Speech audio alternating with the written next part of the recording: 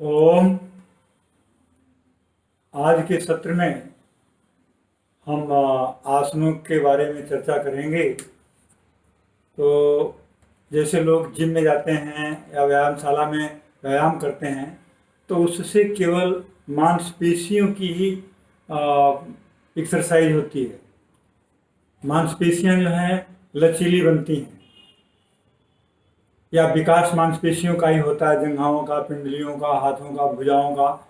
लेकिन आसन करने से मांसपेशियों की के साथ साथ में हमारे शरीर के जितने भी जॉइंट्स हैं, जॉइंट्स और मांसपेशियों का उनकी शक्ति, उनमें शक्ति बढ़ती है, लचीलापन में वृद्धि होती है।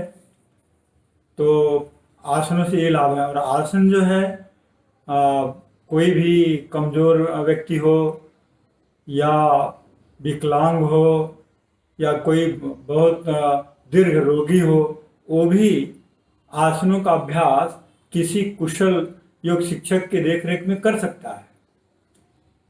तो परम पूज्य योगर्षि स्वामी रामदेव जी, जो युग पुरुष के रूप में अवतरित हुए हैं, उन्होंने वर्षों की तपस्या और शोध और अनुसंधान के द्वारा 12 अत्यंत लाभकारी आसनों का उन्होंने हमें आसनों का पैकेज दिया है, जिसे प्रतिदिन हर व्यक्ति अगर करें तो उसे किसी तरह का रोग नहीं होगा।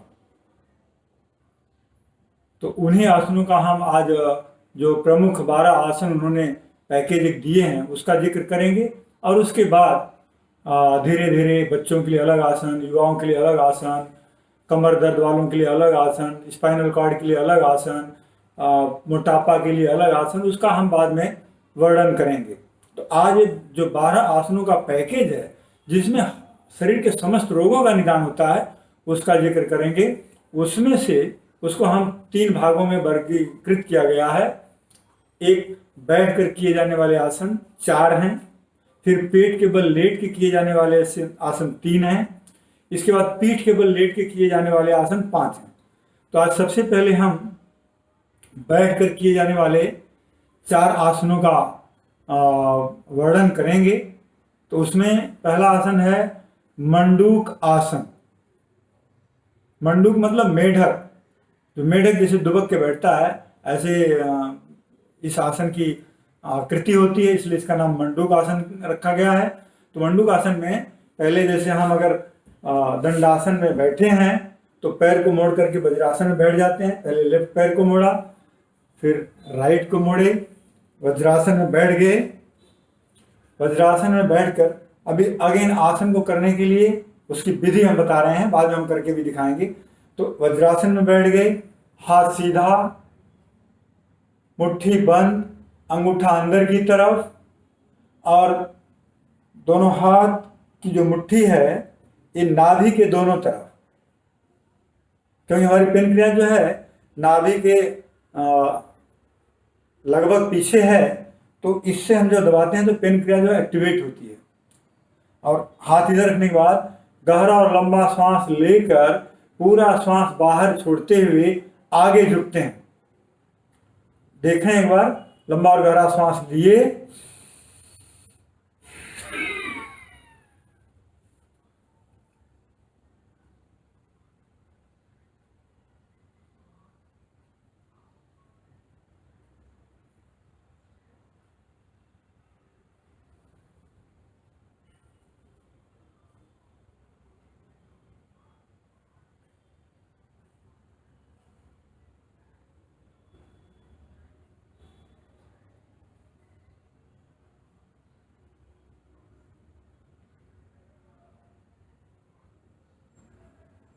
फिर धीरे धीरे श्वास भरते हुए ऊपर आना है। इसको कम से कम 3 से 5 बार करना है। और एक बार जब नीचे झुकते हैं तो कोशिश रहे 1 मिनट तक वहां रुकें। इस तरह से जो डायबिटिक पेशेंट हैं, जिनको मधुमेह की बीमारी है, उनको 5 मिनट करना अनिवार्य है, तब इसका उचित लाभ मिलेगा। और भी डायबिटीज के बहुत सारे आसन हैं, उसमें ये मंडूकासन बहुत ही महत्वपूर्ण है। और मंडूकासन की दो स्थितियां होती हैं। एक है, ये है मंडूकासन 1। दूसरे में लेफ्ट हाथ नाभि के ऊपर, राइट हाथ उस लेफ्ट हाथ के ऊपर, और आगे क्रिया सेम रहेगी। गहरा श्वास भरे, पूरा श्वास बाहर निकाले और फिर आगे झुकना है। देखें एक बार इसको भी।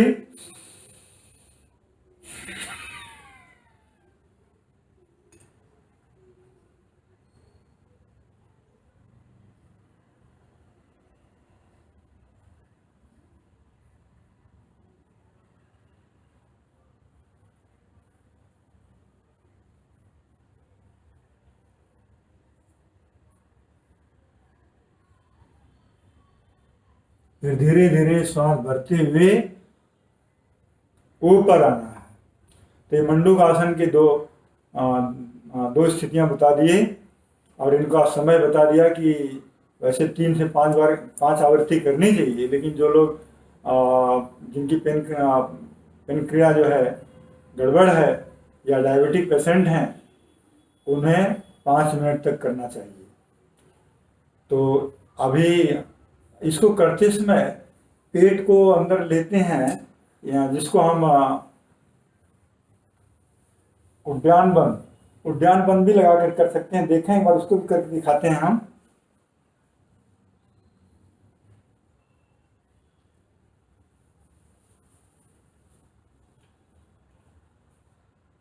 पहली स्थिति जो बताया था, हाथ सीधा, मुट्ठी बंद, अंगूठा अंदर की तरफ, दोनों हाथ नाभि के पास, लंबा और गहरा सांस लिए और फिर पूरा सांस बाहर निकाले। देखें एक बार।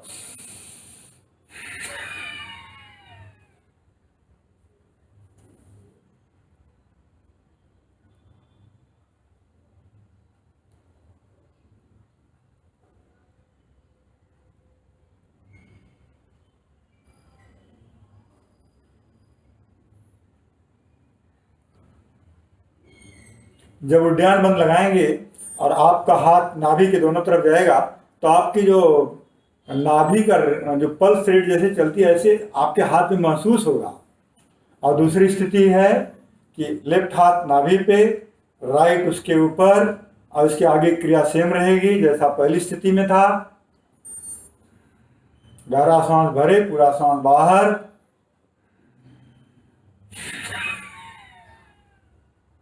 सांस बाहर निकालने के बाद उद्यान बंद और फिर आगे झुकेंगे। देखें एक बार।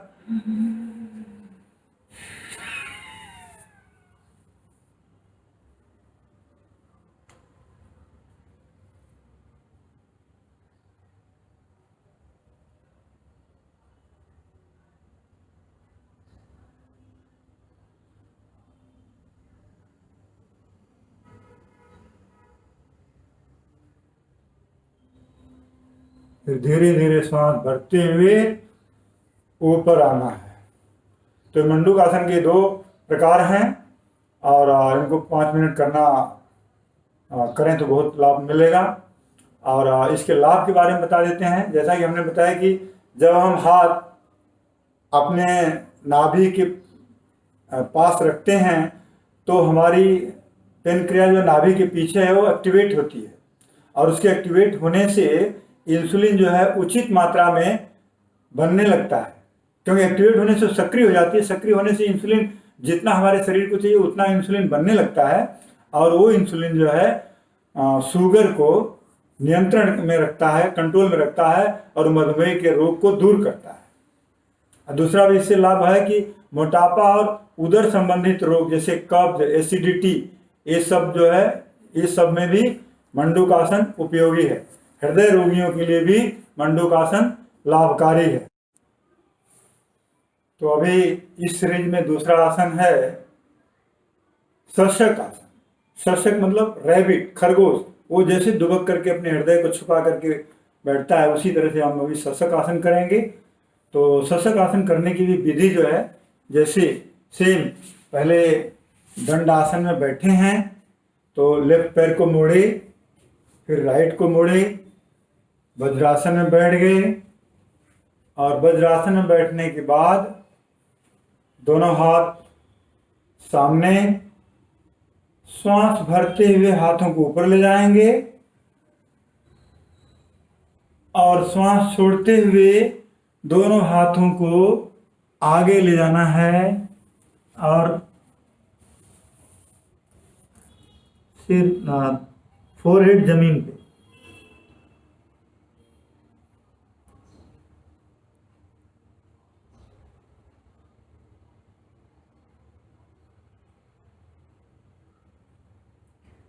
फिर धीरे धीरे श्वास भरते हुए ऊपर आना है। तो ये रहा शशक आसन को करने की विधि। शशक आसन को कहीं कहीं दोनों पैरों के घुटने को खोल करके भी करते हैं। जैसे पैरों को खोल लिया, हाथ सामने, और सांस भरते हुए हाथ ऊपर जाएंगे और सांस अंदर भरेंगे और इसके बाद सांस छोड़ते हुए पूरा आगे झुकेंगे। आगे झुकते समय चेस्ट भी और चिन जमीन पे लगा रहेगा और पीछे नितंब जो है एड़ियों से लगा रहेगा। नितंब को ऊपर नहीं उठाना है। फिर श्वास भरते हुए धीरे धीरे धीरे धीरे वापस आएंगे। अब शशक आसन के सावधानियां बता दिया कि जब हम आगे जाते हैं तो हमारे नितंब जो हैं एड़ियों के से लगे रहें, ऊपर नहीं उठना है। उसी तरह से मंडूक आसन में भी पीछे से नहीं उठना है। और समय बताया कि मंडूक आसन 3 से 5 बार करना है। इसे भी शशक आसन को भी 3 से 5 बार इसकी आवृत्ति करनी चाहिए। शशक आसन के लाभ जो हैं बहुत आसान है, सभी लोग कर सकते हैं। जिनको घुटने में दर्द नहीं है वो वज्रासन में बैठ के इसको कर सकते हैं। शशक आसन से हमारा इंटेस्टाइन, लीवर, किडनी और पैनक्रिया, इस सबको ऊर्जा मिलती है। महिलाओं के गर्भाशय पुष्ट होते हैं। पेट, कूल्हे और कमर के पास जो फैट्स है, जो चर्बी है, वो कम होती है। और इसे दमा और हृदय रोगियों के लिए भी शशक आसन बहुत लाभकारी है। और इससे मानसिक तनाव, चिड़चिड़ापन, क्रोध, गुस्सा शांत होता है और मानसिक शांति मिलती है। तो ये सब शशक आसन के लाभ हैं। इसी के साथ शशक आसन समाप्त होता है। अभी बैठकर किए जाने वाला तीसरा आसन जो है वक्र आसन। वक्र मतलब टेढ़ा। तो वक्र आसन में पहले हम दंडासन में बैठे हैं। राइट लेग को फोल्ड करके घुटने के पास रखना है। लेफ्ट लेग बिल्कुल सीधा रहेगा, पंजे आगे की तरफ खींचे हुए रहेंगे और लेफ्ट हाथ छाती और राइट पैर के बीच से इस पैर के साथ रखें या घुटने को पकड़ें या घुटने के बाहर रखें। इस पैर को यहाँ भी रख सकते हैं और इस साइड में भी रख सकते हैं, बाहर की तरफ भी रख सकते हैं। और ये हाथ यहाँ जमीन पे या इसे घुटने को पकड़ लें, दूसरा हाथ पीछे की तरफ और कंधे के ऊपर से दूसरे हाथ की तरफ देखना है।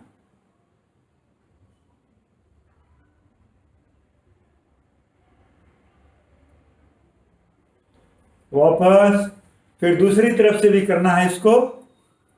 दोनों पैर सीधा। अभी बाएं पैर को, लेफ्ट पैर को मोड़ लिए, घुटने, पंजे जो है घुटने के पास, राइट हाथ थाई, लेफ्ट थाई और छाती के बीच से ऐसे। और इस पैर को जैसा हमने बताया कि बाहर भी रख सकते हैं, अंदर की तरफ भी रख सकते हैं अपनी सुविधानुसार। और इससे नी को पकड़ें और दूसरा हाथ, लेफ्ट हाथ पीछे और कमर ट्विस्ट करके लेफ्ट कंधे के ऊपर से पीछे की तरफ देखें।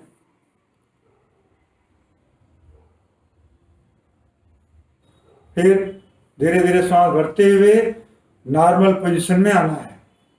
ये रहा वक्रासन। इसी को हम अभी साइड से करके दिखाते हैं ताकि आपको क्लियर व्यू मिले। तो जैसा कि हमने बताया, पहले राइट लेग को मोड़ दिए, और लेफ्ट हाथ राइट थाई और चेस्ट के बीच से ऐसे, और ये हाथ जो है इस हाथ से इस पंजे को पकड़ें या इस पंजे के साइड में हाथ को रखें या घुटने को पकड़ें, और दूसरा हाथ राइट हाथ पीछे राइट शोल्डर के ऊपर से पीछे वाले हाथ की तरफ देखना है।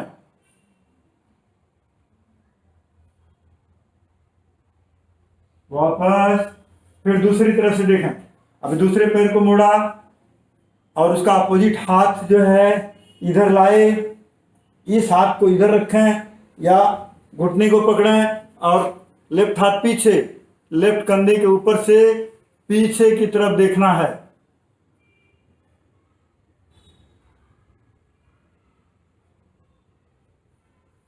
वापस ये रहा वक्रासन।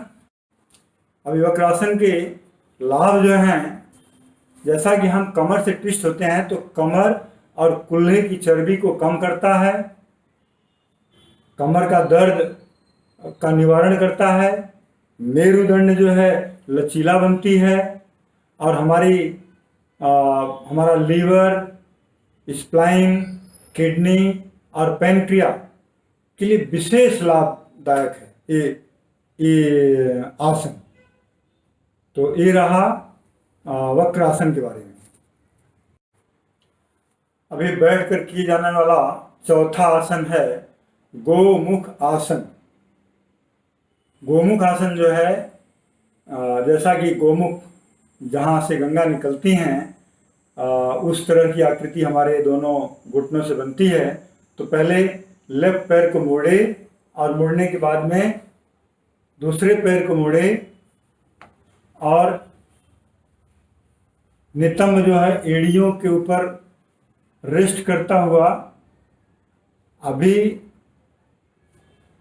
राइट पैर के मोड़ करके और इसका घुटना दूसरे घुटने के ऊपर, ताकि दोनों घुटनों के बीच गाय की मुंह की आकृति बने। दोनों जबड़े जैसे नीचे और ऊपर के जबड़े होते हैं इस तरह का, और जो पैर ऊपर है वो हाथ ऊपर से और दूसरा हाथ नीचे से। इसको हम एक बार पीछे मुड़ करके भी दिखा देंगे। और श्वास भरते हुए दोनों हाथों को पीछे से पकड़ लिए, श्वास भरते हुए ऊपर जो दृष्टि है आकाश की तरफ,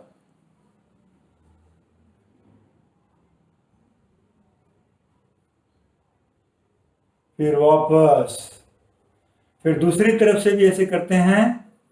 दूसरी तरफ से करने के लिए अभी पहले राइट पैर को मोड़ा, फिर लेफ्ट उसके ऊपर, अभी लेफ्ट हाथ ऊपर से और राइट हाथ नीचे से, और दोनों हाथ को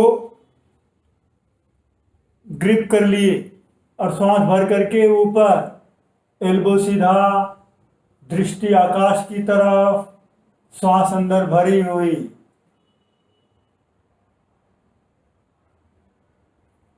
वापस एक बार पीछे मुड़ करके दिखाता हूं, देखें।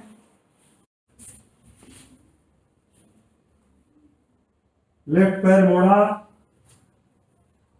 फिर राइट पैर उसके ऊपर, और जो पैर ऊपर, राइट पैर ऊपर है तो राइट हाथ ऊपर और लेफ्ट हाथ नीचे से, और दोनों हाथों को आपस में ऐसे ग्रिप कर लिए, श्वास भर करके ऊपर देखना है, दृष्टि आकाश की तरफ। वापस। तो इस तरह से गोमुख आसन। अभी गोमुख आसन के जो लाभ हैं, विशेषकर जो हमारा प्रोस्टेट का पोर्शन है वहाँ बहुत लाभकारी होता है। इससे हाइड्रोसील, जिसको हिंदी में अंडकोश वृद्धि बोलते हैं, और समस्त यौन रोगों के लिए विशेष लाभप्रद होता है ये आसन। महिलाओं का गर्भाशय के रोग एवं संधिवात और गठिया जैसे रोगों को में उपयोगी है। इस आसन से लीवर, किडनी और छाती ये पुष्ट बनते हैं। ये रहा गोमुख आसन के बारे में। अभी अगला सत्र में हम देखेंगे पेट के बल लेटकर और पीठ के बल किए जाने वाले आसन।